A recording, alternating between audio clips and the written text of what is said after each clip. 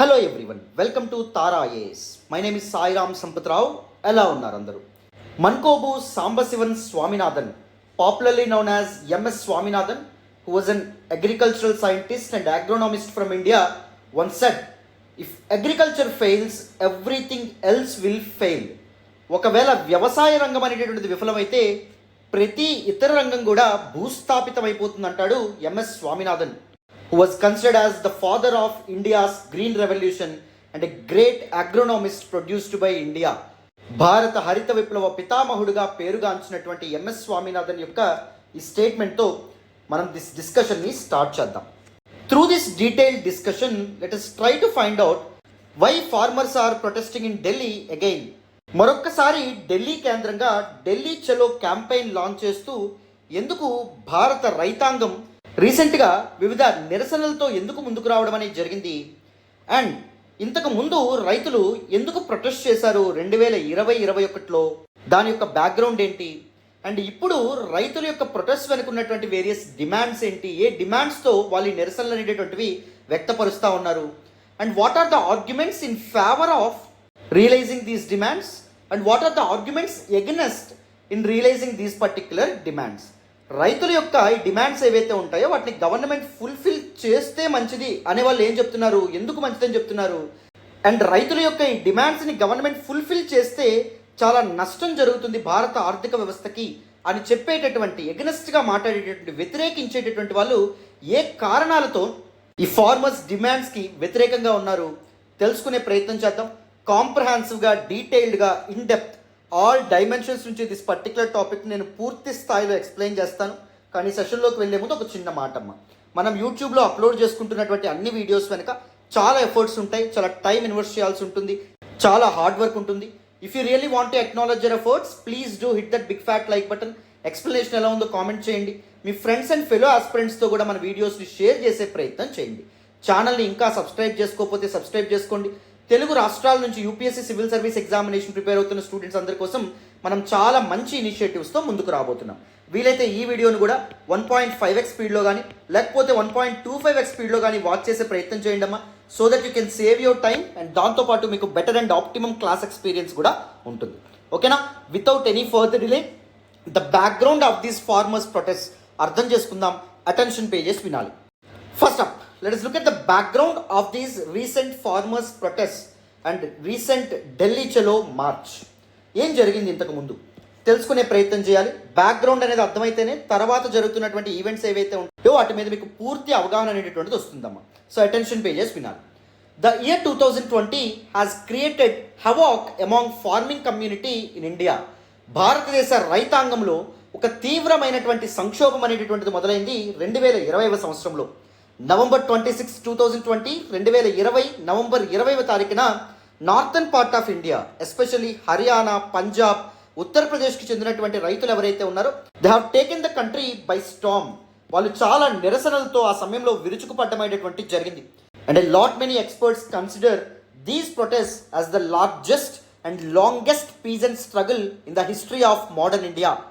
ఆధునిక భారతదేశ చరిత్రలో అతిపెద్ద మరియు ఎక్కువ కాలం కొనసాగినటువంటి రైతాంగ తిరుగుబాటుగా 2020లో భారత రైతులు చేసినటువంటి ఆ ప్రొటెస్ట్ ఏవైతే ఉంటాయో వాటిని ఎక్స్పర్ట్స్ చెప్తారన్నమాట. But let us try to answer the fundamental question. Why farmers protested in 2020 and 2021? What happened? 2020లో అప్పటి సెంట్రల్ గవర్నమెంట్ 3 కాంట్రవర్షియల్ ఫార్ములాస్, 3 వివాదాస్పదమైనటువంటి వ్యవసాయ బిల్లులు ఏవైతే ఉంటాయో వాటిని తీసుకురావడం అనేది జరిగింది. First one is farmers produce trade and commerce act. Second one వచ్చేసి the farmers agreement on price assurance and the farmers services act. And third one వచ్చేసి ఎసెన్షియల్ కమోడిటీస్ యాక్ట్. ఈ 3 చట్టాల యొక్క లోతుల్లోకి నేను వెళ్ళట్లేదు, ఎందుకంటే ఎప్పుడైతే రైతుల యొక్క తిరుగుబాట్లు తీవ్రతరం అవ్వడం అనేటువంటి జరిగిందో 2021 డిసెంబర్ నెలలో ఈ 3 లాస్ని ఫార్మల్లీ అప్పటి సెంట్రల్ గవర్నమెంట్ రిపీల్ చేయడం అనేటువంటిది జరిగిందనమాట, కొట్టివేయడం అనేటువంటిది జరిగింది. But what you need to remember is this 3 laws talk about are related to procurement of farmers produce in India. భారతదేశంలో రైతులు పండించేటటువంటి పంట ఎలా ప్రొక్యూర్ చేసుకోబడాలి, హోర్డింగ్ ప్రాక్టీసెస్ అనేటువంటివి ఎలా ఉండాలి, ఇలాంటి వాటికి సంబంధించి 3 చట్టాలు ఏవైతే ఉంటాయో అవి చేయడం అనేది జరిగింది. బట్ ఈ చట్టాలు లార్జ్లీ కమర్షియల్ ప్లేయర్స్ అండ్ దాంతోపాటు దళారులు లేదా మధ్యవర్తులు ఎవరైతే ఉన్నారో, మిడిల్ మెన్ ఎవరైతే ఉంటారో వాళ్ళకి మంచి చేయడానికి సెంట్రల్ గవర్నమెంట్ తీసుకొచ్చింది తప్ప రైతులకి మంచి చేయడానికి సెంట్రల్ గవర్నమెంట్ తీసుకురాలేదని చెప్పి కిసాన్ ఏక్తా మోర్చా అండ్ సంయుక్త్ కిసాన్ మోర్చా లాంటి ఫార్మర్స్ యూనియన్స్ ఏవైతే ఉంటాయో వాటి ఆధ్వర్యంలో రైతులు సెంట్రల్ గవర్నమెంట్కి వ్యతిరేకంగా చాలా నిరసనలు అనేటువంటివి చేశారు. నేషనల్ హైవేస్ ఏవైతే ఉంటాయో వాటిని కంప్లీట్గా బ్లాక్ చేశారు. రైతులు తమ పండించేటటువంటి పంట అమ్మేటటువంటి మండీస్ ఏవైతే ఉంటాయో వాటిని క్లోజ్ చేయడం అనేటువంటి జరిగింది. మరి ప్రభుత్వం తీసుకొచ్చినటువంటి ఈ బిల్లులకు వ్యతిరేకంగా రైతులు చేసినటువంటి ఈ శాంతియుతమైనటువంటి ప్రజాస్వామ్యబద్ధమైనటువంటి నిరసనలు ఏవైతే ఉంటాయో వాటి దెబ్బకు సెంట్రల్ గవర్నమెంట్ దిగిరావడం అనేటువంటి జరిగింది. దోస్ 3 కాంట్రవర్షియల్ లాస్ ఏవైతే ఉంటాయో వాటిని 2021లో రిపీల్ చేయడంతో రైతు హక్కుల పంట పండించుకోవడం అనేటువంటి జరిగింది. And this demonstrated how a peaceful and democratic protest could challenge the might of the state. శాంతియుతమైనటువంటి ప్రజాస్వామ్యబద్ధమైనటువంటి నిరసనలు ఏవైతే ఉంటాయో అవి ప్రభుత్వాలను ఎలా కదిలిస్తాయి, ప్రభుత్వాల యొక్క నియంతృత్వ విధానాలను కానీ లేకపోతే పునాదులను కానీ ఏ విధంగా నిర్వీర్యం చేస్తాయనే విషయాన్ని 2020-21లో జరిగినటువంటి ఫార్మర్స్ ప్రొటెస్ట్ ప్రపంచానికి తెలియపరచడం అనేటువంటిది జరిగింది. అయితే ఈ ఫార్మర్ ప్రొటెస్ట్కి దిగి వచ్చినటువంటి సెంట్రల్ గవర్నమెంట్ దీస్ 3 ఫార్ములాస్ని రిపీల్ చేస్తూ ఏం చెప్పిందంటే we will form a committee, ఒక కమిటీని ఏర్పాటు చేస్తాం, నేషనల్ లెవెల్ కమిటీని. And that committee will look into the issues faced by farmers community in India. భారతదేశంలో రైతాంగం ఫేస్ చేస్తున్నటువంటి ఇష్యూస్ కానీ వాళ్ళ యొక్క డిమాండ్స్ని కానీ పరిశీలించి ఆ కమిటీ కొన్ని రికమెండేషన్స్ ఇస్తుంది. ఆ రికమెండేషన్స్ మేరకు మేము కొత్త పాలసీస్తో ముందుకు వస్తాము అని చెప్పి సెంట్రల్ గవర్నమెంట్ చెప్పడం అనేది జరిగింది.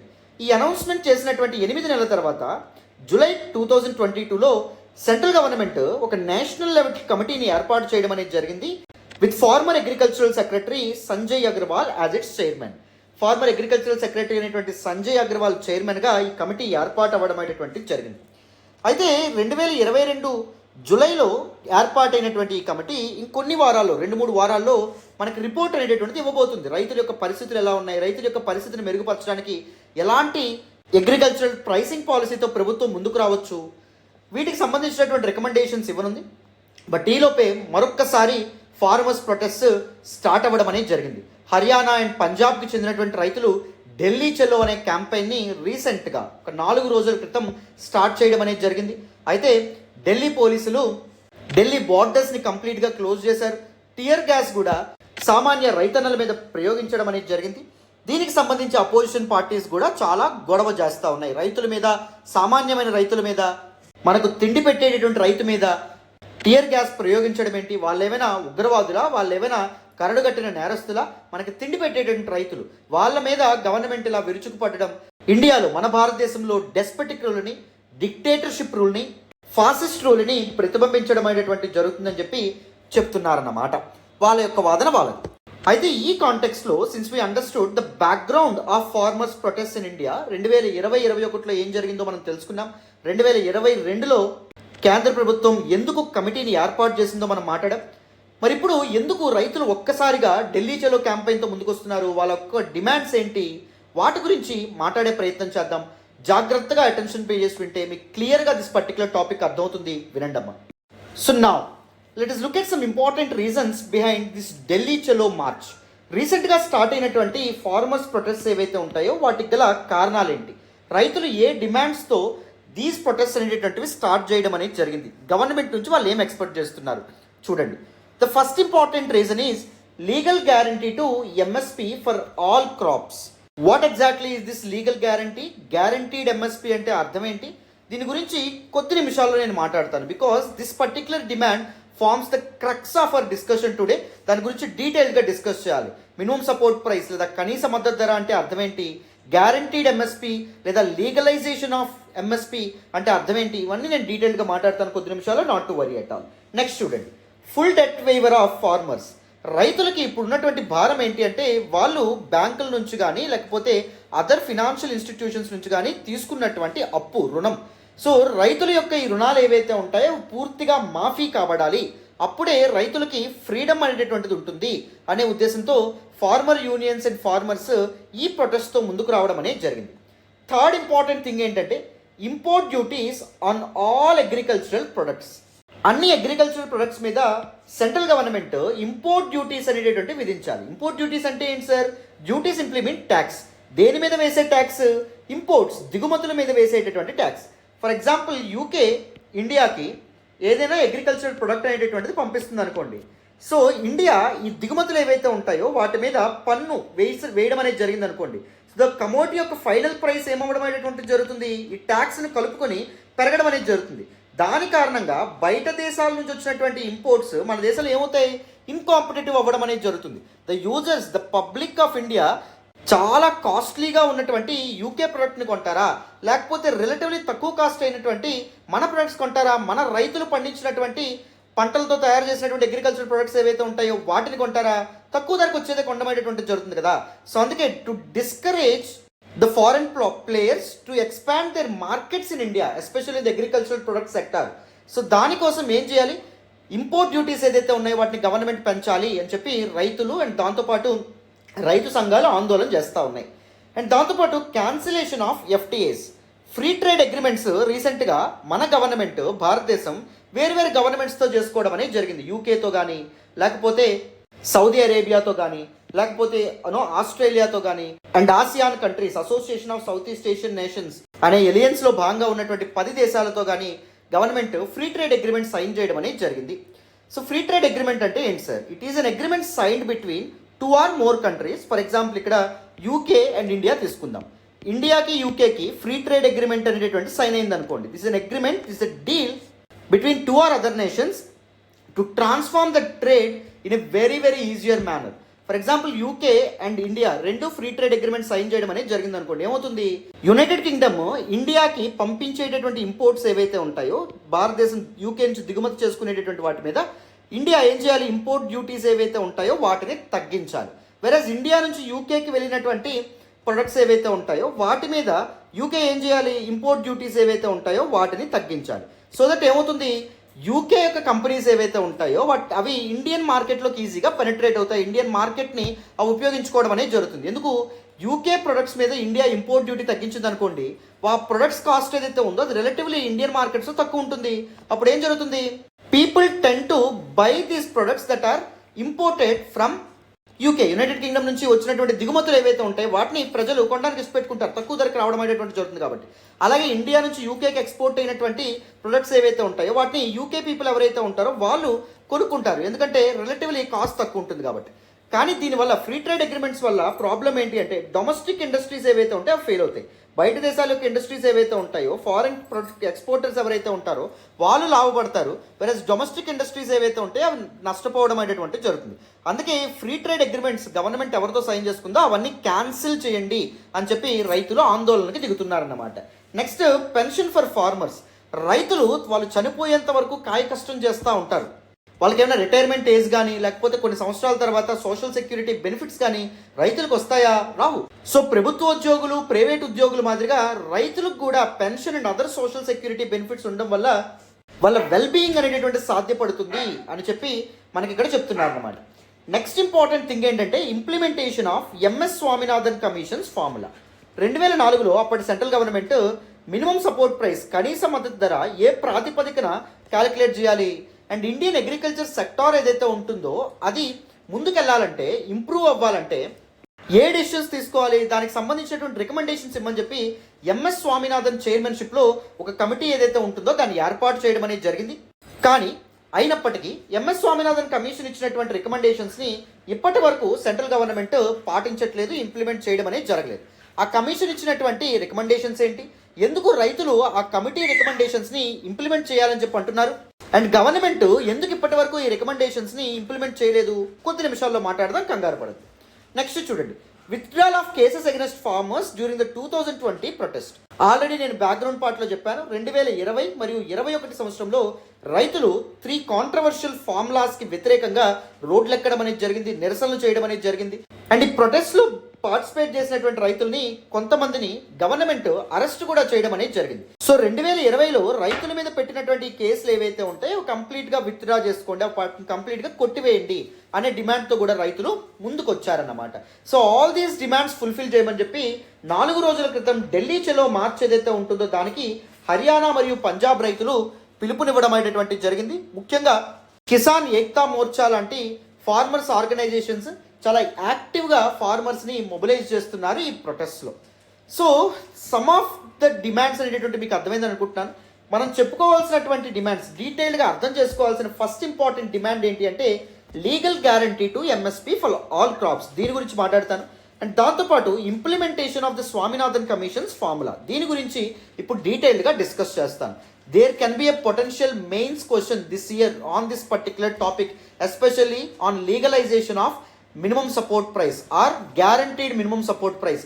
డీటెయిల్డ్గా చెప్తాను, మీకు పూర్తి స్థాయిలో బేసిక్స్ నుంచి ఎక్స్ప్లెయిన్ చేస్తాను. అటెన్షన్ పే చేసి ఫోకస్తో వింటే you will be in a position to answer any question with respect to this topic. That is my guarantee. ఓకేనా? సో ఫస్ట్ బేసిక్స్ మాట్లాడదాం. What exactly is the meaning of minimum support price మాట్లాడదాం. How minimum support is calculated మాట్లాడదాం. Minimum support ప్రైస్ని ఎవరు announce చేస్తారు మాట్లాడదాం. జాగ్రత్తగా వినండి, క్లియర్గా ఎక్స్ప్లెయిన్ చేస్తాను. So now let's try to understand what exactly is the meaning of MSP are minimum support price, కనీస మద్దతు ధర అని తెలుగులో అంటాం. Minimum support price is nothing but the price at which government procures agricultural produce from the farmers. Government ఏ రేటుకైతే రైతుల నుంచి అగ్రికల్చరల్ ప్రొడ్యూస్ లేదా వాళ్ళ క్రాప్స్ని కొనుక్కుంటుందో దట్ పర్టికులర్ ప్రైస్ని మినిమం సపోర్ట్ ప్రైస్ లేదా కనీస మద్దతు ధర అని చెప్పి పిలవడం అనేది జరుగుతుంది. అండ్ ఈ ఎంఎస్పి అనే కాన్సెప్ట్ ఎప్పుడు ఇంట్రడ్యూస్ చేయబడింది? 1960s, 1960లకు వెళ్ళాలి. 1960s is a decade of turmoil అని చెప్పి మనం చెప్పొచ్చు. ఎక్స్టర్నల్ అగ్రెషన్తో ఇండియా బాధపడింది, ఇంటర్నల్ అగ్రెషన్తో ఇండియా బాధపడడం అనేది జరిగింది. అండ్ దాంతోపాటు ఫుడ్ ఇన్సెక్యూరిటీ బారిని కూడా భారతదేశం పడ్డం అనేటువంటి జరిగింది. External aggression in the form of Indo China war of 1962, Indo Pakistan war of 1965 వీటి ద్వారా, అండ్ ఇంటర్నల్ టర్మాయిల్ కూడా దేర్ వర్ సెపరేటిస్ట్ డిమాండ్స్ అనేటటువంటివి 1960sలో మొదలవ్వడం అనేది జరిగింది. ఫర్ ఎగ్జాంపుల్ డిఎంకే పార్టీ అధినేత అయినటువంటి అన్నాదురై ఆ సమయంలో తమిళ దేశ అనే ఒక సెపరేట్ కంట్రీని ఏర్పరచుకుంటాం, ఒక సెపరేట్ దేశంగా మేము వెళ్ళిపోతాం, భారతదేశంతో ఉండాలనుకోవట్లేదు, we want to secede from India అని చెప్పడం అనేది జరిగింది. అండ్ దాంతోపాటు సిక్కులు ఎవరైతే ఉన్నారో వాళ్ళు ఖలిస్తాన్ మూమెంట్తో ముందుకు రావడం అనేది జరిగింది. Some parts of present day Punjab and పాకిస్తాన్లో ఉన్నటువంటి పంజాబ్లో కొన్ని పార్ట్స్ అన్ని కలిపి ఖలిస్తాన్ అనే ప్రత్యేక దేశంగా ఏర్పడాలని చెప్పి వాళ్ళు, అండ్ వెస్ట్ బెంగాల్లోను అస్సాంలోను డిఫరెంట్ స్టూడెంట్స్ యూనియన్స్ కూడా చాలా మూమెంట్స్తో ముందుకు రావడం అనేది జరిగింది. నార్త్ ఈస్ట్లో చాలా ఇన్సర్జెంట్ యాక్టివిటీస్ ఏవైతే ఉంటాయో అవి స్టార్ట్ అవ్వడం అనేది జరిగింది. ఎక్స్టర్నల్ అగ్రెషన్ ఉంది, ఇంటర్నల్ టర్మాయిల్ కూడా ఆ సమయంలో దేశాన్ని ఇబ్బంది పెట్టడం అనేది జరిగింది. అండ్ ఆ సమయంలోనే దేశం ఫుడ్ ఇన్సెక్యూరిటీతో కూడా ఇబ్బంది పడడం అనేటువంటి జరిగిందమ్మా. అంటే మన భారతీయులకు కావాల్సినటువంటి తిండి గింజలు ఏవైతే ఉంటాయో ప్రొడ్యూస్ చేయలేనటువంటి పరిస్థితి. మనం షిప్ టు మౌత్ సస్టెనెన్స్ని ఫాలో అవ్వడం అనేది జరిగింది. అంటే ఇంపోర్ట్స్ మీద కంప్లీట్ డిపెండ్ అయ్యేవాళ్ళం. ఫుడ్ వేరే దేశాల నుంచి మన దేశానికి వస్తే తప్ప మన భారతీయులు తినలేనటువంటి పరిస్థితి. అందుకే the second prime minister of India Lal Bahadur Shastri Jai Jawan జై కిసాన్ అనే పిలుపుతో అప్పుడు ముందుకు రావడం అనేది జరిగింది. And skip A meal a day, అంటే రోజుకి ఒక పూట తినడం మానేయండి అని చెప్పి కూడా భారతీయులకి ఆయన పిలుపునివ్వడం అనేటటువంటిది జరిగిందమ్మా. సరిగ్గా ఇదే సమయంలోనే ఫుడ్ ఇన్సెక్యూరిటీతో ఫైట్ చేయడానికి, భారతదేశం ప్రజలు ఎవరైతే ఉంటారో వాళ్ళకి కావాల్సినటువంటి తిండి గింజలు భారతదేశం ప్రొడ్యూస్ చేయడానికి, ఫుడ్ ప్రొడక్షన్లో సెల్ఫ్ సస్టైనబిలిటీ సాధించడానికి చాలా రిఫార్మ్స్ని తీసుకొచ్చాం. అందులో one of the most important reform green revolution, హరిత విప్లవంగా చెప్తాం. The father of green revolution MS Swaminathan is an agricultural scientist. ఆయన నూతన వరి వంగడాలు అండ్ నూతన వంగడాలు ఏవైతే సీడ్ వెరైటీస్ని ప్రవేశపెట్టి అగ్రికల్చరల్ ఈల్డ్ అనేటటువంటిది పెరగడంలో కీలకమైన పాత్ర పోషించడం అనేది జరిగిందాం. అండ్ ఆ సమయంలోనే రైతులు ఎటువంటి అప్రహెన్షన్స్ కానీ భయాందోళన లేకుండా వ్యవసాయం ఏదైతే ఉందో అది కంటిన్యూస్గా చేయడానికి మినిమం సపోర్ట్ ప్రైస్ అనేటటువంటి ఒక కాన్సెప్ట్ని కూడా ఇంట్రడ్యూస్ చేశారు. కనీస మద్దతు ధర అంటే మార్కెట్ ఫ్లక్చుయేషన్స్ ఎలా ఉన్నా, మామూలుగా అగ్రికల్చరల్ ప్రొడ్యూస్ యొక్క ధరలు ఎలా నిర్ణయించబడతాయి, అన్ని వస్తువుల్లాగానే సప్లై అండ్ డిమాండ్ ఏదైతే ఉందో నిర్ణయిస్తుంది. సప్లై పెరిగితే డిమాండ్ తగ్గుతుంది, డిమాండ్ తగ్గితే ప్రైసెస్ తగ్గిపోతాయి. సప్లై షార్టేజ్ అనేది ఉందనుకోండి, డిమాండ్ ఎక్కువ ఉంటుంది, డిమాండ్ ఎక్కువ ఉంటే ప్రైసెస్ అనేటటువంటి పెరగడం అనేటువంటిది జరుగుతుంది. సో ఈ మార్కెట్ ఫ్లక్చుయేషన్స్ వల్ల రైతులు చాలా ఇబ్బందులు పడాల్సినటువంటి పరిస్థితి. అండ్ దాంతోపాటు ఈవెన్ డిమాండ్ ఎక్కువగా ఉన్నా ఎవరైతే మధ్యవర్తులు మిడిల్ మ్యాన్ అండ్ ట్రేడర్స్ ఉంటారో వాళ్ళు రైతులకి మాయ మాటలు బూటకపు మాటలు చెప్పి అంటే ధర ఇంతే ఉందని చెప్పి తక్కువ కాస్ట్ కొనుక్కోవడం, లాభం అంతా వాళ్ళ జోబులో వేసుకునేటటువంటి పరిస్థితి ఏర్పడింది. అందుకే అప్పుడు గవర్నమెంట్ మినిమం సపోర్ట్ ప్రైస్ అనేటటువంటి కాన్సెప్ట్ ఏదైతే ఉందో దాన్ని తీసుకొచ్చింది. అంటే గవర్నమెంట్ ఒక రేట్ స్లాబ్ నిర్ణయిస్తుంది for various crops, kharif crops కి అండ్ రబీ క్రాప్స్ కి. ఖరీఫ్ క్రాప్స్ అంటే సమ్మర్ క్రాప్స్, రాబీ క్రాప్స్ అంటే వింటర్ క్రాప్స్. సో గవర్నమెంట్ ఏదైతే ధర నిర్ణయిస్తుందో మినిమం సపోర్ట్ ప్రైస్గా దానికంటే తక్కువకి ఈ ట్రేడర్స్ కానీ మిడిల్ మ్యాన్ కానీ కొనుక్కోవడానికి వీల్లేదు అనేటటువంటి విధంగా ఒక కాన్సెప్ట్ తీసుకురావడం అనేటటువంటిది జరిగిందనమాట.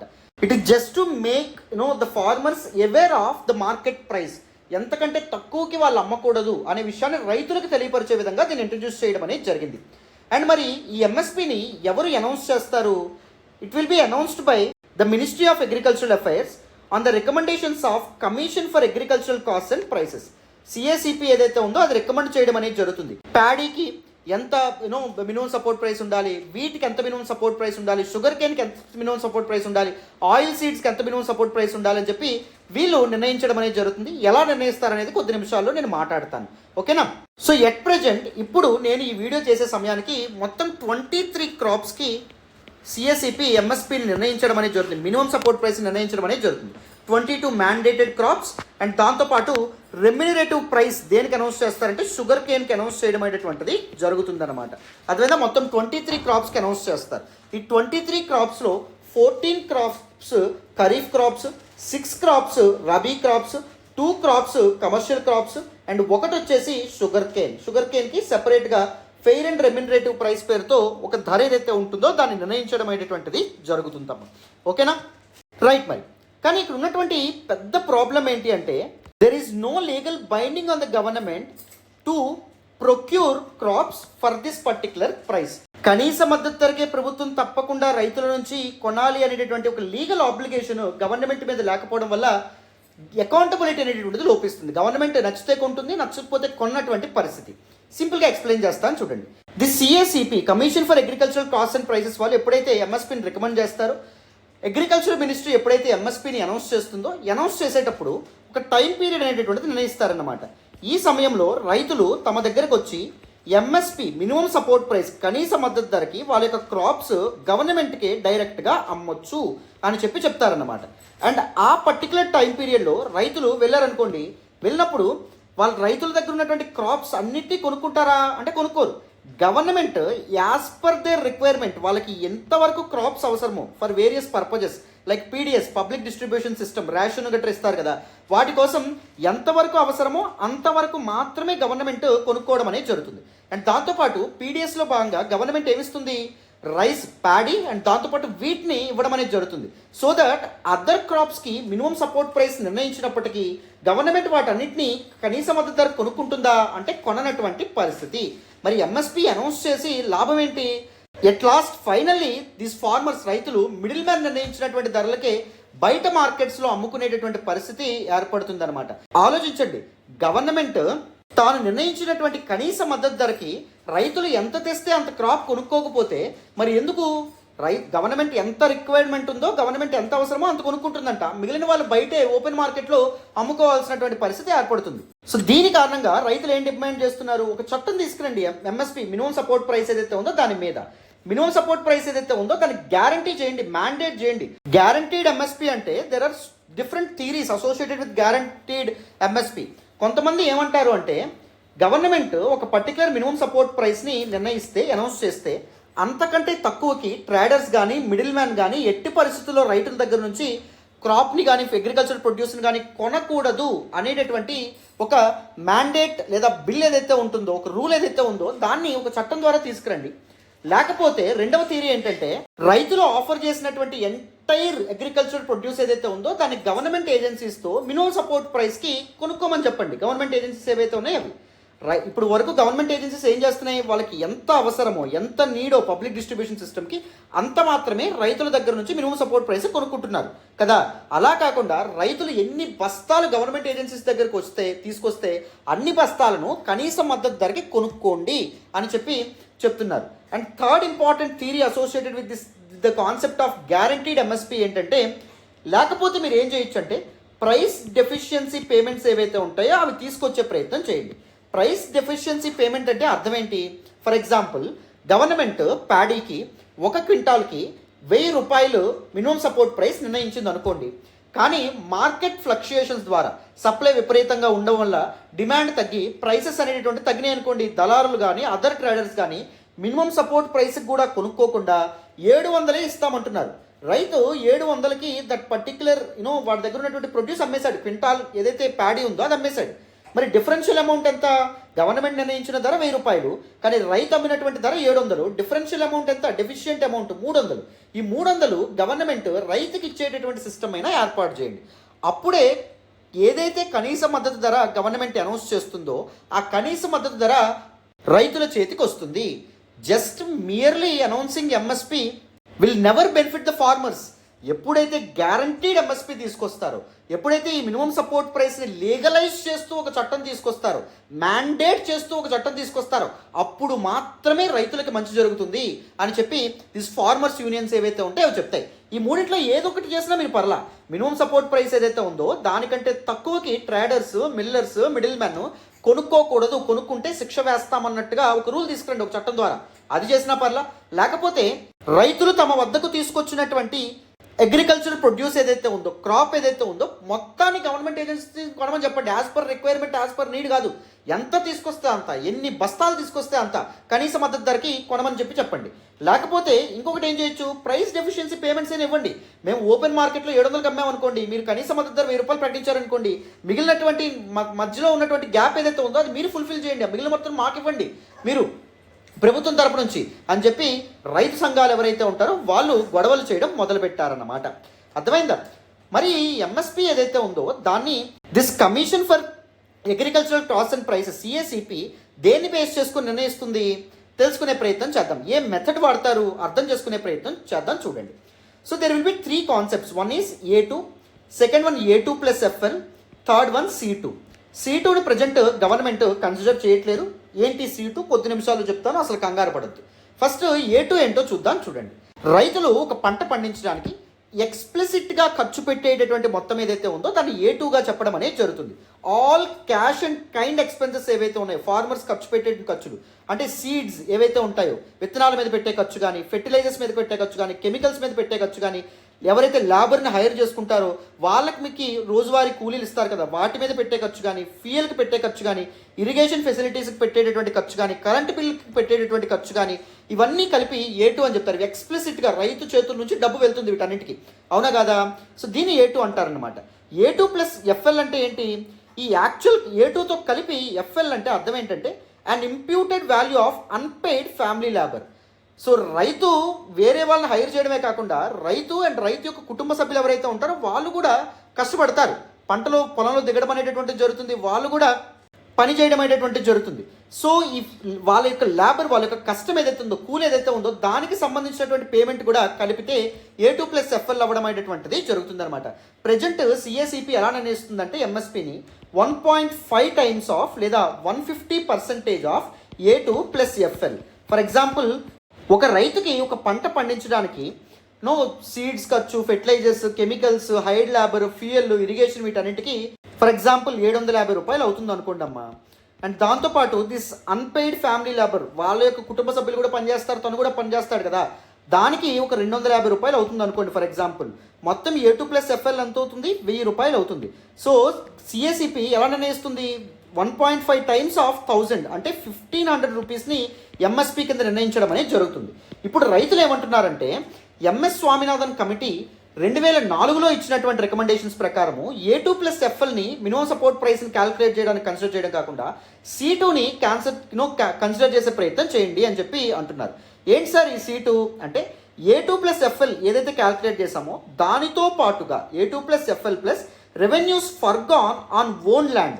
అంటే రైతు ఏ పొలంలో అయితే పంట పండిస్తూ ఉన్నాడో ఆ పొలాన్ని ఒకవేళ వేరే వాళ్ళకి రెంట్కి ఇస్తే ఎంత వస్తుంది, లీజ్ అమౌంట్ కానీ లేకపోతే సంవత్సరానికి ఎంత వస్తుంది, అది కూడా దీనిలో ఇంక్లూడ్ అవ్వాలి. అండ్ ఫిక్స్డ్ క్యాపిటల్ అసెట్స్ ఏవైతే ఉంటాయో, ఫర్ ఎగ్జాంపుల్ ట్రాక్టర్స్ కానీ లేకపోతే అదర్ ఇరిగేషన్ ఎక్విప్మెంట్ కానీ, వీటన్నిటికీ రైతు ఎంత ఖర్చు పెట్టడం అనేది జరిగింది, ఆ ఖర్చు మీద బ్యాంకులు ఎంత ఇంట్రెస్ట్ రేట్ పే చేస్తాయి? మామూలుగా బ్యాంకుల్లో అటు మొత్తం పెడితే, అంటే ట్రాక్టర్ కొనుక్కోకుండా లేకపోతే ఇంకేదైనా ఇరిగేషన్ బోర్ పంపు ఇవేం కొనుక్కోకుండా బ్యాంకుల్లో పెడితే ఎంత ఇంట్రెస్ట్ వస్తుంది?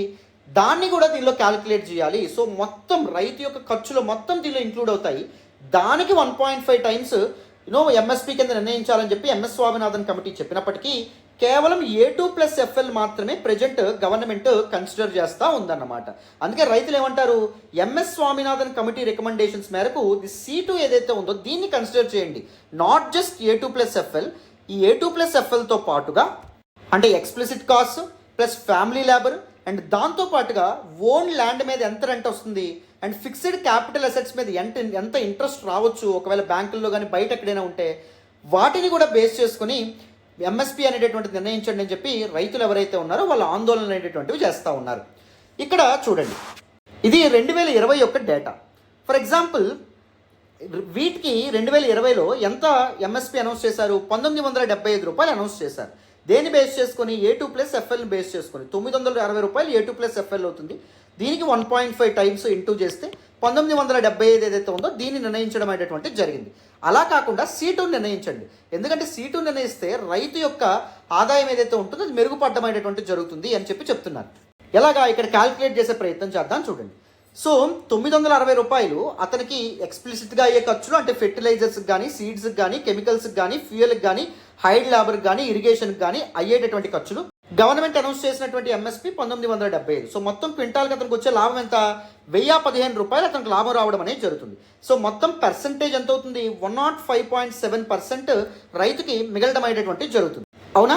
ఒకవేళ C2 క్యాలిక్యులేట్ చేశారనుకోండి, but when calculate against the more comprehensive C2 cost of 1467, C2 cost ప్రకారంగా ఇది చేస్తే ఓన్లీ C2 1467 అవుతుంది.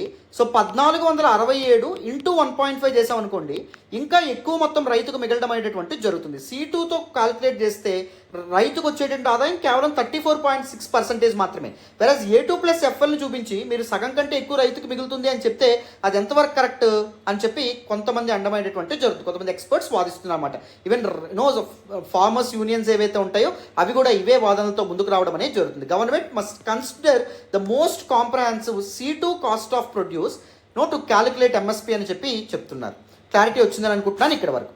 చూడండి, ఎంఎస్ స్వామినాథన్ కమిటీ 2004లో ఈ కమిషన్ అనేటటువంటిది ఏర్పాటు చేశారు. అదేం చెప్పిందంటే MSP should at least be 50% more, that means 1.5 times or 150% of weighted average cost of production or comprehensive average cost of production which refers to C2 cost. C2 మీద 1.5 times రైతుకి ఇవ్వాలి, కానీ A2+FL మీద రైతులకు 1.5 టైమ్స్ ఇవ్వడం అనేటటువంటిది రైతులకు మేలు చేయదని చెప్పి స్వామినాథన్ కమిటీ చెప్పడం అనేటటువంటిది జరిగింది. అందుకే రైతులు ఏం డిమాండ్స్తో ముందుకు వస్తున్నారు? స్వామినాథన్ కమిటీ ఇచ్చినటువంటి రికమెండేషన్ ఇంప్లిమెంట్ చేయండి, అప్పుడే రైతుకు కొంత లాభం అనేటటువంటిది ఉంటుంది, రైతుకి ఒక రెమ్యునరేటివ్ ప్రైస్ ఏదైతే ఉంటుందో అది రావడం అనేది జరుగుతుంది తన కష్టానికి తగినట్టు అని చెప్పి రైతు సంఘాలు కానీ ఫార్మర్స్ కానీ చెప్తున్నారన్నమాట. కంప్లీట్గా డీటెయిల్డ్గా గ్యారంటీడ్ ఎంఎస్పీ అంటే ఏంటి అండ్ దాంతోపాటు ఎంఎస్ స్వామినాథన్ కమిటీ రికమెండేషన్ ఏంటో మీకు అర్థమైందని అనుకుంటున్నాను. సో రైతులు first important demand guaranteed MSP. ఎంఎస్పీని గ్యారంటీ చేయాలి లేదా లీగలైజ్ చేయాలి, ఎంఎస్పీకి సంబంధించి ఒక చట్టాన్ని తీసుకురావాలి అని చెప్పి అంటున్నారు. ఈ చట్టం తీసుకురావడం ద్వారా మీరు ఏం చేయొచ్చు? Either you can mandate the traders or middle men or millers to pay the price not less than MSP for our agricultural produce. మేము అమ్మేటటువంటి అగ్రికల్చరల్ ప్రొడ్యూస్ ఏదైతే ఉందో దానికి మీరు నిర్ణయించినటువంటి ప్రభుత్వం నిర్ణయించినటువంటి ఎంఎస్పీ కంటే తక్కువ మాకు పే చేయకూడదు, అంతకంటే ఎక్కువే పే చేయాలని చెప్పి ఒక రూల్ తీసుకురండి ఎయిదర్. లేకపోతే ఇంకేం చేస్తారు? మేము ఏదైతే ఆఫర్ చేస్తున్నామో ప్రొడ్యూస్ మొత్తాన్ని గవర్నమెంట్ ఏజెన్సీస్ మీరే ఎంఎస్పీ ధర కొనుక్కోండి, మాకేం ప్రాబ్లం లేదు అని అయినా అంటున్నారు. లేకపోతే మూడవది ఏంటి? ప్రైస్ డెఫిషియన్సీ పేమెంట్స్ ఏవైతే ఉంటాయో అవైనా తీసుకురండి. అంటే ఓపెన్ మార్కెట్లో మేము 700కి అమ్మామనుకోండి, మీరు కనీస మద్దతు ధర 1000 రూపాయలు అనౌన్స్ చేశారనుకోండి, మధ్యలో ఉన్నటువంటి 300 రూపాయలు మాకు గవర్నమెంట్ చెల్లించేటటువంటి ఒక మ్యాండేట్, ఒక రూల్, ఒక చట్టం తీసుకురండి అని చెప్పి రైతులు ఎద్దేవా చేస్తున్నారు, గొడవ చేస్తున్నారు అన్నమాట. క్లారిటీ వచ్చిందని అనుకుంటున్నాను. అండ్ సెకండ్ ఏంటి? ఎంఎస్పీని క్యాలిక్యులేట్ చేసేటప్పుడు ఎంఎస్ స్వామినాథన్ కమిటీ రికమెండేషన్స్ ఏవైతే ఉన్నాయో ఫాలో అవ్వండి. జస్ట్ A2+FLని బేస్ చేసుకుని ఎంఎస్పీని క్యాలిక్యులేట్ చేయడం వల్ల రైతులకు ఒరిగేదేమీ ఉండదు. Most weighted and comprehensive average cost of production that is C2ని బేరీజ్ వేసుకొని దాన్ని ప్రాతిపదికగా తీసుకొని ఏం చేస్తారు? కనీస మద్దతు ధర నిర్ణయించండి అని చెప్పి చెప్తున్నారన్నమాట. ఈ డిమాండ్స్తో ముందుకు వస్తున్నారు. క్లారిటీ వచ్చిందని అనుకుంటాను ఇక్కడ వరకు. సో ఇప్పుడు మనం ఏం చేద్దామంటే let us look at the arguments in favour of guaranteed MSP or legalising MSP. ఎంఎస్పిని మ్యాండేట్ చేయడం కానీ, లీగలైజ్ చేయడం కానీ, గ్యారంటీ చేయడం కానీ, వీటిని సమర్థిస్తున్నటువంటి వాళ్ళు ఎటువంటి ఆర్గ్యుమెంట్స్తో ముందుకు వస్తున్నారు, దీనివల్ల ఎటువంటి మంచి జరుగుతుందని చెప్తున్నారు, అండ్ వ్యతిరేకించే వాళ్ళు ఏమంటున్నారు, వీటిని కూడా మనం కాంప్రహెన్సివ్గా అర్థం చేసుకోవాలి. అటెన్షన్ పేజెస్ వినండి అమ్మా. So now let us look at some important arguments in favor of legalizing MSP or in favor of guaranteeing MSP. కనీస మద్దతు ధర ఏదైతే ఉందో దానికి సంబంధించి ఒక చట్టం చేసి దాన్ని మ్యాండేట్ చేయడం వెనుక ఎటువంటి లాభాలు ఉంటున్నాయని చెప్పి దీనికి సపోర్ట్ చేసే వాళ్ళు అంటున్నారు. జాగ్రత్తగా వినండి. The first important argument is legalising MSP can ensure financial viability of agriculture. వ్యవసాయానికి గిట్టుబాటు అనేటటువంటిది ఉంటుంది అని చెప్పి కొంతమంది వాదన. Let us look at the condition of farmers. For the most part, farmers operate in buyer's market. What do you mean by buyer's market? A market where buyers will have the source of authority.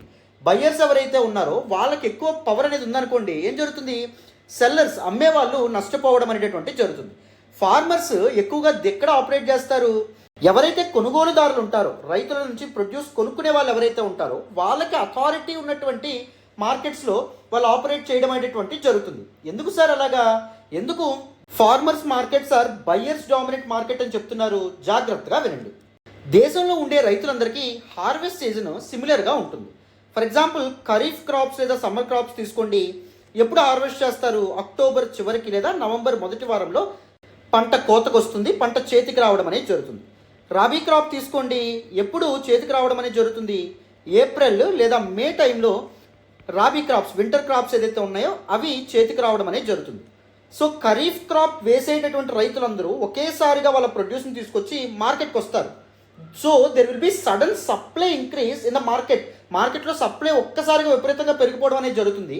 దానివల్ల demand ఏదైతే ఉందో అది తగ్గిపోతుంది. Demand ఎప్పుడైతే తగ్గుతుందో prices ఏవైతే ఉంటాయో అవి కూడా తగ్గడం అనేటటువంటి జరుగుతుంది. అవునా, రైతులు వాళ్ళు పెట్టినటువంటి ఇన్వెస్ట్మెంట్స్కి కానీ వాళ్ళ యొక్క కష్టానికి కానీ తగిన రెమ్యునరేటివ్ ప్రైస్ వాళ్ళకి దొరుకుతుందా, దొరకనటువంటి పరిస్థితి. అందుకే బయ్యర్స్ డామినెంట్ మార్కెట్ అని చెప్పి అన్నాం. ఇంకొకటి ఏంటి అంటే usually mostly farmers are price takers but not price makers. So ఈ కండిషన్స్ అనేటటువంటి వాళ్ళకి అన్ఫేవరబుల్గా ఉండడం వల్ల కొనుగోలుదారుడు లైక్ మిల్లర్స్ కానీ, ట్రేడర్స్ కానీ, మిడిల్ మ్యాన్ కానీ ఎంత చేతిలో పెడితే అంత తీసుకోవాల్సినటువంటి పరిస్థితి. మామూలుగా ఒక కమోడిటీ తయారు చేసినటువంటి ఒక కంపెనీ కానీ, ఒక ఇండస్ట్రియలిస్ట్ కానీ దేన్ని బేస్ చేసుకొని వస్తువు ధర నిర్ణయిస్తాడు?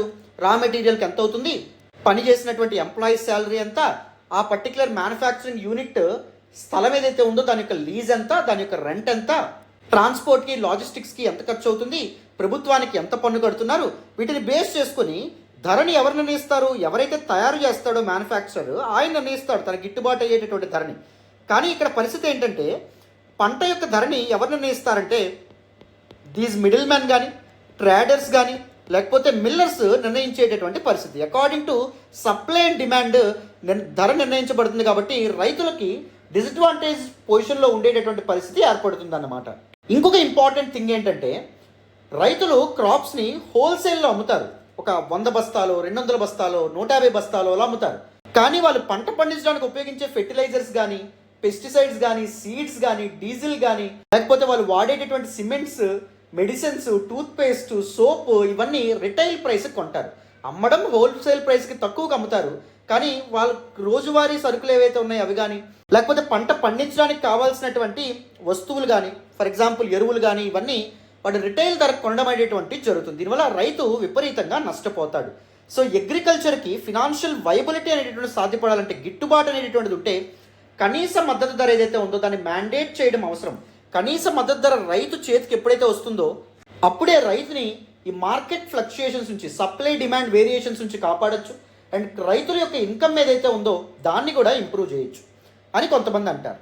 Second, reducing debt burden on farmers. రైతులు ఒక పంట పండించడానికి అయ్యేటటువంటి మొత్తం ఏదైతే ఉందో దానికోసం మనీ లెండర్స్ వీళ్ళ నుంచి అప్పు చేయాల్సినటువంటి పరిస్థితి. ఎందుకంటే బ్యాంకుల దగ్గరికి వెళ్తే బ్యాంక్ ఏమడుతుంది, కొలాటరల్ అడుగుతుంది, తప్పకుండా ఏదో ఒకటి తనఖా పెట్టమని అడుగుతుంది, ఏదైనా సెక్యూరిటీ కింద చూపించమని అడుగుతుంది. కానీ రైతుల దగ్గర అవన్నీ ఉంటాయా? ఉండవు. అండ్ బ్యాంకింగ్ ఇవన్నింటి మీద రైతులకు అవేర్నెస్ ఉంటుందా? ఉండనటువంటి పరిస్థితి.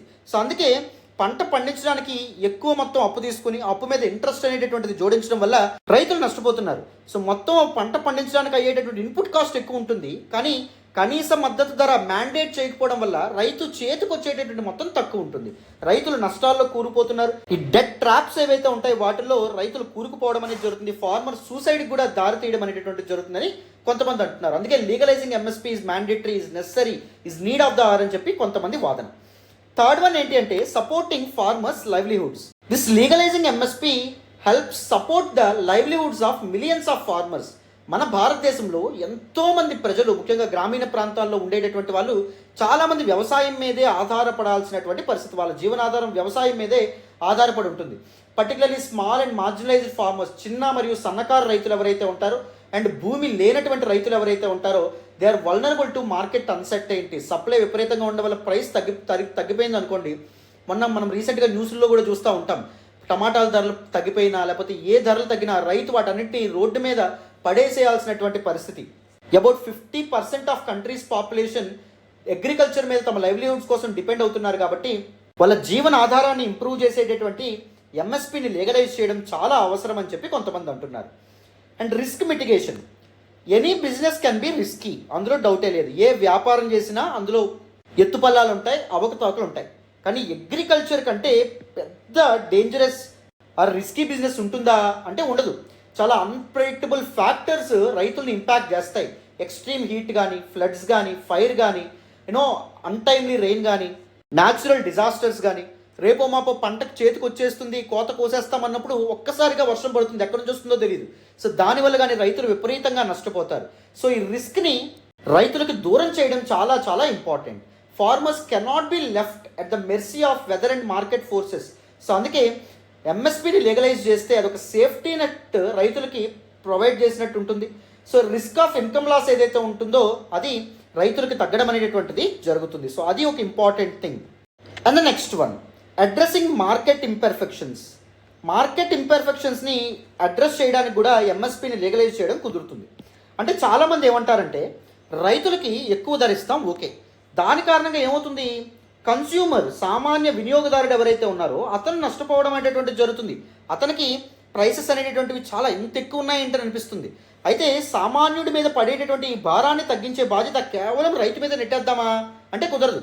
ఎందుకంటే even though farmers sell their produce at low prices, తక్కువ ధరకి రైతు మిడిల్ మ్యాన్కి, ట్రేడర్స్కి, మిల్లర్స్కి అమ్మినా కూడా సామాన్యమైనటువంటి కన్స్యూమర్ ఎవరైతే ఉన్నారు, వినియోగదారుడు, ఎక్కువ కాస్ట్లకు కొనాల్సినటువంటి పరిస్థితి. ఎందుకంటే ఆర్టిఫిషియల్గా వీళ్ళు ఏం చేస్తున్నారు, హోర్డింగ్ లాంటివి చేసి, అంటే దిస్ మార్కెట్లోకి రిలీజ్ చేయకుండా ఈ గ్రెయిన్స్ని స్టోర్ చేసి మార్కెట్లో ఆర్టిఫిషియల్ షార్టేజ్ క్రియేట్ చేసి డిమాండ్ విపరీతంగా క్రియేట్ చేసి ఎప్పుడైతే ప్రైసెస్ పెరుగుతాయో అప్పుడు ఈ పర్టికులర్ గ్రెయిన్స్ రిలీజ్ చేస్తూ ఉన్నారు. దాని కారణంగా ఇక్కడ రైతు నష్టపోతున్నాడు, కన్స్యూమర్ నష్టపోతున్నాడు. లాభపడేది ఎవరు? ఓన్లీ దళారులు, మిడిల్ మెన్ ఎవరైతే ఉంటారో వాళ్ళే లాభపడడం అనేటటువంటి జరుగుతుంది. అందుకే ఎంఎస్పీని లీగలైజ్ చేయడం ద్వారా ఈ ఇష్యూస్ ఏవైతే ఉంటాయో వాటిని తగ్గించవచ్చు. గ్యారంటీడ్ ప్రైస్ ఫార్మర్స్కి అందించవచ్చు అండ్ స్టేబుల్ ప్రైసెస్ కన్స్యూమర్కి అందించవచ్చు అనమాట. అర్థమైందా? ఇదొకటి చెప్తున్నారు. Promoting agriculture growth as well. ఇప్పుడు ఎప్పుడైతే అగ్రికల్చర్ వైబుల్గా ఉండదో, అంటే గిట్టుబాటు అనేటటువంటిది ఉందో, రైతులు ఏం చేస్తారు, they were forced to get into the other fields. For example construction వర్క్స్కి, లేకపోతే ఇంకేమైనా కూలి పనులకి వెళ్ళాల్సినటువంటి పరిస్థితి. ఇదే కంటిన్యూ అయిందనుకోండి, అగ్రికల్చర్ సెక్టార్ డిక్లైన్ అయిందనుకోండి, ఫుడ్ ఇన్సెక్యూరిటీతో భారతదేశం బాధపడాల్సినటువంటి పరిస్థితి ఏర్పడుతుంది. మన ప్రజలు తినడానికి తిండి గింజలు కూడా లేనటువంటి పరిస్థితికి ఏర్పడుతుంది. అది మనకి చాలా చాలా ప్రాబ్లం క్రియేట్ చేస్తుంది. సో అందుకే అగ్రికల్చర్ గ్రోత్ అనేటటువంటిది ఉండాలంటే రైతులకి ఒక స్టేబుల్ ప్రైసెస్ అనేటటువంటివి, రెమ్యూనరేటివ్ ప్రైసెస్ అనేటటువంటివి అందించడం చాలా చాలా అవసరం. Price stability and income security ఉంటేనే రైతు అగ్రికల్చర్ని కంటిన్యూ చేయగలుగుతాడు. రైతు అగ్రికల్చర్ని కంటిన్యూ చేస్తే అగ్రికల్చర్ సెక్టార్ గ్రో అవుతుంది. అండ్ ఫైనల్లీ ఇండియాలో ఫుడ్ సెక్యూరిటీ ఏదైతే ఉంటుందో సాధ్యపడుతుంది. మన ప్రజలకు తినడానికి కావాల్సినటువంటి తిండి గింజల్ని మనమే ప్రొడ్యూస్ చేసుకోగలం. ఇంకెప్పుడు ఫ్యూచర్లో ఫుడ్ షార్టేజ్ అనేటటువంటిది భారతదేశంలో ఉండదు. సో అందుకే ఎంఎస్పీని లీగలైజ్ చేస్తూ రైతులకి ఒక స్టేబుల్ ఇన్కమ్ క్రియేట్ చేయడం చాలా ఇంపార్టెంట్ అని చెప్పి చాలామంది అంటున్నారు. Addressing disparities as well. Present scheme of MSP, minimum support price ఏదైతే ఉందో అది కేవలం కొన్ని రాష్ట్రాలకే హెల్ప్ చేయడం అనేటువంటి జరుగుతుంది. ఫర్ ఎగ్జాంపుల్ హర్యానా కానీ, పంజాబ్ కానీ అండ్ మధ్యప్రదేశ్ రాష్ట్రాలకే సపోర్టివ్గా ఉండడం అనేటటువంటిది జరిగిందనమాట. ఇతర రాష్ట్రాల నుంచి గవర్నమెంట్ ఎంఎస్పీ అనౌన్స్ చేస్తుంది కానీ కనీస మద్దతు ధరకి దీస్ క్రాప్స్ ఏవైతే ఉంటాయి అగ్రికల్చర్ ప్రొడ్యూస్ కొనుక్కోవట్లా. సో అలా కాకుండా ఎంఎస్పీని లీగలైజ్ చేసామనుకోండి, మిగిలిన రాష్ట్రాల రైతులు కూడా కనీస మద్దతు ధరకి వాళ్ళ యొక్క ప్రొడ్యూస్ గవర్నమెంట్ ఏజెన్సీస్కి అమ్మితే వాళ్ళు కూడా ఇన్కమ్ సంపాదించుకుంటారు. తద్వారా దిస్ రీజనల్ డిస్పారిటీస్ ఏవైతే ఉంటాయో అవి కూడా తగ్గుతాయి, ఇన్ఈక్వాలిటీస్ ఏవైతే ఉంటాయో అవి కూడా తగ్గుతాయి. అందుకే ఎంఎస్పిని లీగలైజ్ చేయడం చాలా చాలా ఇంపార్టెంట్ అని చెప్పి చాలామంది ఆర్గ్యూ చేస్తూ ఉన్నారు. మరి ఎంఎస్పిని లీగలైజ్ చేయడం వల్ల చాలా సమస్యలు వస్తాయి అనే వాళ్ళు కూడా ఉన్నారు. Now let's look at the counter arguments with respect to legalising MSP. So now let's look at arguments against legalising MSP. First important problem ఏం చూపిస్తుందంటే ఫినాన్షియల్ బర్డెన్ చూపిస్తున్నారు. సో కనీస మద్దతు ధరకి క్రాప్స్ ఏవైతే ఉన్నాయో అవి ప్రొక్యూర్ చేసుకుంటే గవర్నమెంట్ ఫినాన్షియల్ రిసోర్సెస్ ఏవైతే ఉంటాయో కంప్లీట్గా డిప్లీట్ అవ్వడం అనేటటువంటిది జరుగుతుంది. గవర్నమెంట్ ఫినాన్సెస్ మీద చాలా బర్డెన్ పడ్డం అనేటటువంటిది జరుగుతుంది. మినిమం సపోర్ట్ ప్రైస్కే గవర్నమెంట్ బడ్జెట్లో చాలా పార్ట్ ఎలొకేట్ చేస్తే other sectors like infrastructure development కానీ, సోషల్ వెల్ఫేర్ ప్రోగ్రామ్స్ కానీ, డిఫెన్స్ స్పెండింగ్ కానీ వీటి మీద చాలా సివియర్ ఇంపాక్ట్ పడ్డం అనేటటువంటిది జరుగుతుంది. And mind you, though around 48% of Indian population agriculture and allied activities మీద వాళ్ళ లైవ్లీహుడ్స్ కోసం డిపెండ్ అయినప్పటికీ ఇండియాస్ జీడిపిలో అగ్రికల్చర్ యొక్క కంట్రిబ్యూషన్ ఎంత అంటే నాట్ మోర్ దెన్ 18%, జస్ట్ 18% మాత్రమే అగ్రికల్చర్ కంట్రిబ్యూట్ చేయడం అనేటువంటిది జరుగుతుంది. సో ఇండియా యొక్క ఇన్కమ్కి 18% మాత్రమే కంట్రిబ్యూట్ చేసేటువంటి అగ్రికల్చర్కి ఎక్కువ ఫినాన్సెస్ అనేటటువంటి ఎలికేట్ చేయడం, ఫినాన్షియల్ రిసోర్స్ ఎలికేట్ చేయడం ఇండియా యొక్క గ్రోత్ ప్రాస్పెక్ట్స్కి అడ్డు నిలబడుతుంది. ఇండియా యొక్క గ్రోత్ ప్రాస్పెక్ట్స్ ఏవైతే ఉంటాయో వాటికి ఒక హడ్డిల్ లాగా ఉండడం అనేటటువంటి జరుగుతుందని కొంతమంది అంటారు. ఇంకోటి ఏంటంటే ఫుడ్ ఇన్ఫ్లేషన్కి కూడా ఇది కారణం అవ్వడం అనేది జరుగుతుందని చెప్పి అంటారు. సో ఎంఎస్పిని లీగలైజ్ చేసి ఒక పర్టికులర్ రేట్ స్లాబ్ అనేటటువంటి నిర్ణయించారు అనుకోండి, ప్రతి ఒక్క క్రాప్కి తప్పకుండా గవర్నమెంట్ అదే రేట్కి ప్రొక్యూర్ చేసుకోవాలనుకుంటే these millers, middle men, traders ఏం చేయాలి, తప్పకుండా అంతకంటే ఎక్కువగా కొనుక్కోవాలి కానీ తక్కువ కొనుక్కోవడం అవ్వదు, అవునా కదా? సో ఒక మిల్లరు ఒక రైతు దగ్గరికి అప్రోచ్ అయ్యాడు అనుకోండి, నాకు ఇంత ధర కావాలి, గవర్నమెంట్ క్వింటాల్కి 1000 రూపాయలు నిర్ణయించింది అనుకోండి, 1000 రూపాయలకి నాకు కావాలి అని చెప్పి అన్నాడు అనుకోండి, అంటే గవర్నమెంటే 1000 రూపాయలు ఇస్తుంది, నేను గవర్నమెంట్ దగ్గరే అమ్ముకుంటాను, నీకెందుకు ఇవ్వాలరా అని చెప్పి రైతు అంటాడు. అప్పుడు వాళ్ళు ఏం చేస్తారు, 1100 ఇస్తాం మాకు అమ్మేసే, మాకు కావాలి అని చెప్పి చెప్తారన్నమాట. సో దానివల్ల ఏమవుతుంది, ఫుడ్ ఇన్ఫ్లేషన్ పెరుగుతుంది. ఫుడ్ ఇన్ఫ్లేషన్ పెరిగితే అంటే ఫుడ్ యొక్క ధరలు అనేటటువంటివి పెరిగితే all the goods and services యొక్క కాస్ట్ అనేటటువంటివి పెరుగుతాయి. ఫర్ ఎగ్జాంపుల్ కేజీ బియ్యం కట్ట ఇప్పుడు 1500 ఉంది, రేపు పొద్దున్న 3000 అయింది అనుకోండి, మన దగ్గర పనిచేసేటటువంటి ఫ్యాకల్టీ మెంబర్స్ తప్పకుండా సాయిరామ్ సార్ కేజీ బియ్యం కట్ట ముందు 1500 రూపాయలు ఉండేది, ఇప్పుడు అదే రైస్ ప్యాకెట్ 3000 రూపాయలు అయింది, మాకు మీరు ఇచ్చే శాలరీ ఎంత మాత్రం సరిపోవట్లేదు, శాలరీ అనేటటువంటిది పెంచండి అని డిమాండ్ చేస్తారా లేదా? శాలరీ నేను వాళ్ళకి పెంచాను అనుకోండి, ఒకవేళ మనం ఏమైనా కోర్సులు లాంచ్ చేస్తే వాటి యొక్క కాస్ట్, వాటి యొక్క ప్రైస్ కూడా మనం పెంచాల్సి వస్తుందా లేదా? తప్పకుండా వస్తుంది. సో వస్తువులు, సేవల యొక్క ధరలు ఒక నిర్ణీత కాలంలో పెరగడాన్నే కదా ఇన్ఫ్లేషన్ అని చెప్తాం, ద్రవ్యోల్బణం అని చెప్తాం. సో ఫుడ్ ఇన్ఫ్లేషన్ పెరిగితే ఇన్ఫ్లేషన్ యాజ్ ఎ హోల్ ఇంకా ఎక్కువగా పెరగడం అనేటటువంటి జరుగుతుంది. That is a threat to any ఎకానమీగా మనకి చాలామంది అభిప్రాయపడుతున్నారు.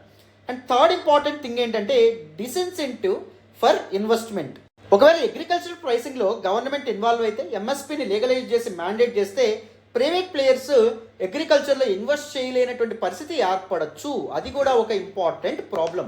ఎందుకంటే ప్రైవేట్ ప్లేయర్స్ ఎప్పుడు ఏం చేస్తారు, వాళ్ళ ప్రాఫిట్స్ మ్యాక్సిమైజ్ చేసుకునే ప్రయత్నం చేస్తారు. ఇక్కడ గవర్నమెంట్ ఒక స్లాబ్ విధించేసి మేము నిర్ణయించినటువంటి ఈ నిర్ణయిత ధరకు తప్పకుండా కొనుక్కోవాలని చెప్పింది అనుకోండి, ప్రైవేట్ ప్లేయర్స్ ఇన్వాల్వ్ అయ్యే అవకాశం ఉండదు. దానివల్ల ఇన్నోవేషన్ అండ్ మోడర్నైజేషన్ ఎఫర్ట్స్ ఏవైతే ఉంటాయో అవి బ్యాక్ సీట్కి వెళ్తాయి అగ్రికల్చర్ సెక్టార్లో అని చెప్పి కొంతమంది వాదన. ఇంకొకటి ఏంటంటే over exploitation of water resources. MSP announce చేసేటటువంటి క్రాప్స్ లైక్ ప్యాడీ కానీ, షుగర్ క్యాన్ కానీ, they are thirsty crops, water intensive క్రాప్స్గా మనం చెప్పొచ్చు. ఎప్పుడైతే ప్రభుత్వం ఈ క్రాప్స్కి ఎంఎస్పి అనౌన్స్ చేయడం అనేది జరుగుతుందో రైతులు తప్పకుండా they can sense income security and price stability. So people, these farmers ten to go with these crops, తప్పకుండా ఆ క్రాప్స్ వేయాలనుకుంటారు. వేయడం వల్ల ఏమవుతాయి, వాటర్ రిసోర్సెస్ అండ్ దాంతోపాటు గ్రౌండ్ వాటర్ రిసోర్సెస్ మరీ ముఖ్యంగా డిప్లీట్ అవ్వడం అనేటువంటిది జరుగుతుంది. వాటిని ఒకవేళ ఎక్కువగా ఈ క్రాప్స్ని రైతులు కల్టివేట్ చేస్తే, ఎక్స్టెన్సివ్గా కల్టివేట్ చేస్తే దాని కారణంగా వాటర్ స్కేర్సిటీ ఎదురయ్యే ప్రమాదం ఉండొచ్చు. అండ్ దాంతోపాటు క్రాపింగ్ ప్యాటర్న్స్ ఏవైతే ఉంటాయో కంప్లీట్గా డిస్టార్ట్ అయ్యేటటువంటి అవకాశం కూడా ఉంది. అది కూడా ఒక సమస్య. నెక్స్ట్ ఇంపార్టెంట్ కౌంటర్ ఆర్గ్యుమెంట్ ఏంటంటే neglect of non MSP crops. So కొన్ని క్రాప్స్కి గవర్నమెంట్ మినిమం సపోర్ట్ ప్రైస్ అనేటటువంటిది అనౌన్స్ చేసింది అనుకోండి, రైతులు తప్పకుండా ఆ క్రాప్సే వేయాలని చూస్తారు. దాని కారణంగా అదర్ క్రాప్స్ ఏవైతే ఉంటాయో అవి పండించబడవు. దాని కారణంగా వాటి యొక్క షార్టేజ్ అనేటటువంటిది పెరిగి వాటి యొక్క ప్రైసెస్ ఒక్కసారిగా షూటప్ అవ్వడం అనేటువంటిది జరుగుతుంది. అది కూడా ఇన్ఫ్లేషన్కి దారితీయడం అనేటటువంటిది జరుగుతుంది. ఫర్ ఎగ్జాంపుల్ ప్యాడీ ఏదైతే ఉందో దీనికి మాత్రమే ఎంఎస్పి అనౌన్స్ చేశారనుకోండి, రైతులందరూ ఏం చేస్తారు, ఇన్కమ్ స్టెబిలిటీ ప్యాడీ వేస్తే సరిపోతుంది కదా, గవర్నమెంటే కొనుక్కుంటుందని చెప్పి వరే పండిస్తారు. వరే పండించడం వల్ల ఏం జరుగుతుంది, వరి యొక్క సప్లై విపరీతంగా పెరగడం అనేటటువంటిది జరుగుతుంది. వేరస్ అదర్ క్రాప్స్ ఏవైతే ఉంటే వాటిని పండించకపోతే వాటికి షార్టేజ్ అనేటటువంటిది ఉంటుంది. కేవలం రైస్ తింటే న్యూట్రిషన్ అనేటటువంటిది ఉంటుందా, పీపుల్కి ఉండదు. డైటరీ డైవర్సిటీ అనేటువంటిది వెరీ ఇంపార్టెంట్. పలు రకాలైనటువంటి ఆహార పదార్థాలు తినడం వల్లే కదా ఆరోగ్యం అనేటటువంటిది ఎన్ష్యూర్ అవ్వడం అనేటువంటిది జరుగుతుంది. సో దానికి దూరం అయ్యే ప్రమాదం ఉంది. నెగిటివ్ ఇంప్లికేషన్స్ అనేటటువంటి దానికి కూడా కారణమయ్యే అవకాశం ఉంది అని చెప్పి కూడా చెప్తున్నారు. Reduced export competitiveness as well. ఎంఎస్పీని లీగలైజ్ చేస్తే ప్రొక్యూర్మెంట్ ప్రైసెస్ కూడా పెరిగేటటువంటి అవకాశం ఉంటుంది. సో ఎప్పుడైతే గవర్నమెంట్ ఎక్కువ ధర నిర్ణయిస్తుందో, ఒకవేళ వాటిని ఏవైతే ఆహార పదార్థాలు బయట దేశాలకు ఎక్స్పోర్ట్ చేసాం అనుకోండి, అక్కడ కాంపిటేటివ్నెస్ కోల్పోవడం అనేది జరుగుతుంది. గ్లోబల్ మార్కెట్లో మన అగ్రికల్చరల్ ప్రొడ్యూస్ ఏదైతే ఉందో అది ఇన్కాంపిటేటివ్ అయ్యే అవకాశం ఉంటుంది. మన ఎక్స్పోర్ట్స్ మీద కూడా చాలా దెబ్బ పడేటటువంటి అవకాశం ఉంటుంది అని చెప్పి చెప్తున్నారు. And trade disputes as well. For example ఇలా అనుకుందాం, గవర్నమెంట్ రైతులకి ఎక్కువ మినిమం సపోర్ట్ ప్రైస్ ఇవ్వాలనుకోవట్లేదు. ఎందుకంటే ఎక్కువ మినిమం సపోర్ట్ ప్రైస్ ఇస్తే గవర్నమెంట్ మీద ఫినాన్షియల్ బర్డెన్ పడే అవకాశం ఉంటుంది. సో అందుకే గవర్నమెంట్ ఏం చేస్తుంది, ఎంఎస్పి వీలైనంత తక్కువ లేదా రీజనబుల్గా ఉంచడానికి రైతులకు ఇవి చేయొచ్చు. సబ్సిడీస్ ఇవ్వడం కానీ, లేకపోతే ఫ్రీ ఫెర్టిలైజర్స్ అనేటటువంటివి పంచడం కానీ, లేకపోతే సీడ్స్ ఏవైతే ఉంటే ఉచితంగా ఇవ్వడం కానీ, హై ఈల్డ్ సీడ్స్ ఇలాంటివి గవర్నమెంట్ చేయొచ్చు. ఈ యొక్క ఇన్పుట్ కాస్ట్ రైతులకు ఉండదు కాబట్టి మేము ఎంఎస్పీ ఏదైతే ఉందో దాన్ని తగ్గిస్తాం. ఎంఎస్పీకి యొక్క ఎలా నిర్ణయిస్తారని చెప్పుకున్నాం. A2లో ఇవన్నీ ఉంటాయి. ఫెర్టిలైజర్స్కి అయ్యే ఖర్చు, కెమికల్స్కి అయ్యే ఖర్చు, సీడ్స్కి రైతు పెట్టే ఖర్చు. సో A2 ఎప్పుడైతే రైతుకు తగ్గిపోవడం అనేది జరుగుతుందో ఎంఎస్పీ కూడా ఫైనల్గా ఆటోమేటిక్గా తగ్గడం అనేది జరుగుతుంది.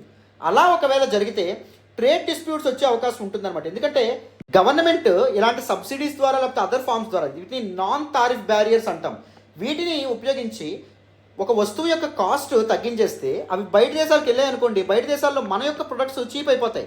దాని కారణంగా అవతల కంట్రీ యొక్క డొమెస్టిక్ ప్రొడ్యూస్ ఏదైతే ఉందో దాని యొక్క కాస్ట్ ఎక్కువ కనిపించడం వల్ల మన యొక్క ప్రొడక్ట్స్నే వాళ్ళు ఎక్కువగా ఇష్టపడే అవకాశం ఉంటుంది, కొనే అవకాశం ఉంటుంది. సో ఎప్పుడైతే అవతల కంట్రీ యొక్క డొమెస్టిక్ ఇండస్ట్రీస్ ఫెయిల్ అవ్వడం అనేది జరుగుతుందో, వాటి మీద ఇంపాక్ట్ పడడం అనేది జరుగుతుందో, ఆ కంట్రీకి మన కంట్రీకి ఇబ్బందులు కూడా తలెత్తేటటువంటి అవకాశం ఉంటుందన్నమాట.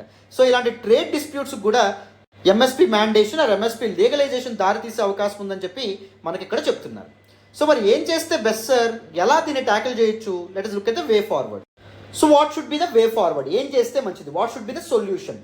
First, balanced agricultural pricing policy government తీసుకురావాలి. చాలా డెలిబరేషన్స్తో, చాలా కమిటీస్ని ఏర్పాటు చేసి ఒక స్టేబుల్ అగ్రికల్చరల్ ప్రైసింగ్ పాలసీతో ముందుకు రావాలి. లైక్ ఎక్స్పాండింగ్ ఎంఎస్పీ క్రైటీరియాని పెంచడం కానీ, for example MS Swaminathan committee ఇచ్చినటువంటి రికమెండేషన్ ప్రకారం A2+FL కాకుండా C2ని ఎంఎస్పీ నిర్ణయించడానికి ప్రాతిపదికగా ఎంచుకున్నారనుకోండి, ఎంఎస్పీ లీగలైజ్ చేయకుండా కాస్త ఆగొచ్చు, రైతులు కాసేపు ఆగుతారు. అవునా? This weighted cost of produce ఏదైతే ఉందో దాన్ని బేస్ చేసుకొని ఒకవేళ ఎంఎస్పీ నిర్ణయించడం చాలా బాగుంటుంది. లేకపోతే ఎంఎస్పీ క్రైటీరియా కేవలం రైతులకి సీడ్స్ మీద ఎంత ఖర్చు అవుతుంది, ఫెర్టిలైజర్స్ మీద ఎంత ఖర్చు అవుతుంది, లేకపోతే ఫ్యామిలీ లేబర్ మీద ఎంత ఖర్చు అయ్యే అవకాశం ఉంటుంది, ఇవి మాత్రమే కాకుండా రైతుల ఫ్యామిలీ మెంబర్స్ మీద హెల్త్ కేర్కి ఎంత ఖర్చు పెడతా ఉన్నారు, ఎడ్యుకేషన్కి ఎంత ఖర్చు పెడతా ఉన్నారు, దాన్ని బేస్ చేసుకుని కూడా ఎంఎస్పీ నిర్ణయించడం ద్వారా రైతులకి కాస్త లాభం వచ్చే అవకాశం ఉంటుంది, రైతుల చేతుల్లో కాస్త డబ్బు మిగిలే అవకాశం ఉంటుందని చెప్పి కూడా మనం అర్థం చేసుకోవచ్చు. And enhancing farmers income. Agriculture ప్రైసింగ్లో రిఫార్మ్స్ మాత్రమే తీసుకోవడం కాకుండా మన్రేగా లాంటి స్కీమ్ ఏదైతే ఉందో స్కీమ్స్ని ఇంకా ఎక్కువ తీసుకురావడం వల్ల, వాళ్ళకి డైలీ వేజెస్ని ప్రొవైడ్ చేయడం వల్ల ఫార్మర్స్ ఇన్కమ్ ఆటోమేటిక్గా పెరగడం అనేటువంటి జరుగుతుంది. అండ్ దాంతోపాటు రైతులతో క్రాప్ డైవర్సిఫికేషన్ ఎంకరేజ్ చేయాలి. అంటే రైతులు వాళ్ళకి ఏది అనిపిస్తే ఆ పంట వేయడం కాకుండా మార్కెట్కి ఏ పంట అవసరమో, మార్కెట్లో ఏ పంటకి డిమాండ్ ఉంటుందో ఆ పంట వేసేటటువంటి విధంగా వాళ్ళని ఎంకరేజ్ చేసేటటువంటి ప్రయత్నం చేయాలి. అప్పుడు ఏం జరుగుతుంది, ఫార్మర్స్ యొక్క ఇన్కమ్ ఏదైతే ఉంటుందో సిగ్నిఫికెంట్గా పెరుగుతుంది. అగ్రికల్చరల్ మార్కెటింగ్ ఇన్ఫ్రాస్ట్రక్చర్ ఏదైతే ఉందో దాన్ని డెవలప్ చేయడం కానీ, లేకపోతే farm to market linkages without any middle man డైరెక్ట్గా మార్కెట్లో అమ్ముకునేటటువంటి వెసులుబాటు కల్పించడం కానీ, రైతులకి స్టోరేజ్ ఫెసిలిటీస్ అనేటటువంటి ఇవ్వడం కానీ, మార్కెట్ ఇన్ఫర్మేషన్ సిస్టమ్స్, ధరలు ఎంత ఉన్నాయి రైతులు మోసపోకుండా అవేర్నెస్ సిస్టమ్స్ని తీసుకురావడం కానీ, పోస్ట్ హార్వెస్ట్ లాసెస్ ఏవైతే ఉంటాయో వాటిని రెడ్యూస్ చేయడం కానీ, రైతులు కోత కోసిన తర్వాత స్టోరేజ్కి ఎక్కువ ఖర్చు పెడతా ఉంటారు ఆ ధాన్యం ఇవన్నీ స్టోర్ చేయడానికి, లేకపోతే హార్వెస్ట్ చేసిన తర్వాత ట్రాన్స్పోర్ట్కి ఎక్కువ ఖర్చు పెడతారు, లేకపోతే మార్కెట్కి ఎక్కువ ఖర్చు పెడతారు. ఈ ఖర్చులను తగ్గించడం ద్వారా రైతులకి ఇన్కమ్ అనేటటువంటిది పెంచొచ్చు. అండ్ దాంతోపాటు అగ్రికల్చర్ ఇన్ఫ్రాస్ట్రక్చర్ మీద కూడా ఇన్వెస్ట్మెంట్స్ అనేటటువంటివి జరపాలి.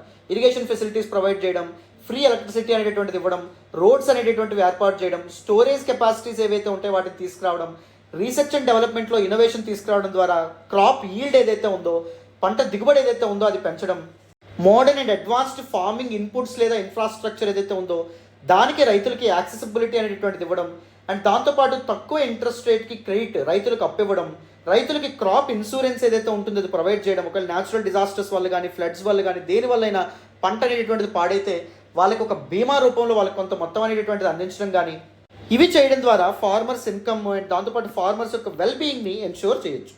Improving land and water management, sustainable land and water management practices ఏవైతే ఉంటాయో వాటి ద్వారా కూడా రైతులు చాలా లాభం పొందొచ్చు. రైతులకి చాలా డబ్బు ఆదా అయ్యేటటువంటి అవకాశం కూడా ఉంది. ఫార్మర్స్ ఇన్కమ్ ఇంప్రూవ్ అవుతుంది. అండ్ దాంతోపాటు ఫార్మర్స్ని ఎంపవర్ చేయాలి.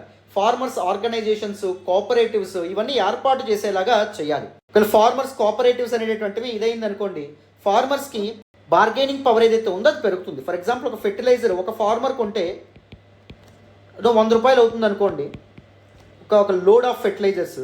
సో అదే 10 మంది ఫార్మర్స్ వెళ్ళి అడిగారు అనుకోండి, మేము 90 రూపాయలు ఇస్తాము ఒక లోడ్కి, సో 900కి 10 ఇవ్వు అన్నాం అనుకోండి, రైతుకు 10 రూపాయలు ఆదా అవుతుంది కదా.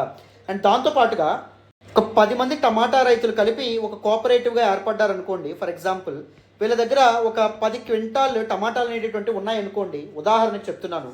ఇన్ కేసు ఒక టమాటో సాస్ తయారు చేసేటటువంటి ఒక ఫుడ్ ప్రాసెసింగ్ కంపెనీ ఈ రైతుల దగ్గరికి వచ్చింది అనుకోండి, వీడు 10 క్వింటాళ్ళు 1000 రూపాయలకు అడిగాడు అనుకోండి, 1000 రూపాయలు కాదు మేము 1500కి అయితే ఇస్తామని చెప్పి అందరూ కలిపి బార్గెయిన్ చేయొచ్చు. అవునా కదా, రైతుకి బార్గెనింగ్ పవర్ అనేటటువంటిది పెరుగుతుంది. సో ఆ విధంగా ఫార్మర్స్ని ఎంపవర్ చేయాలి.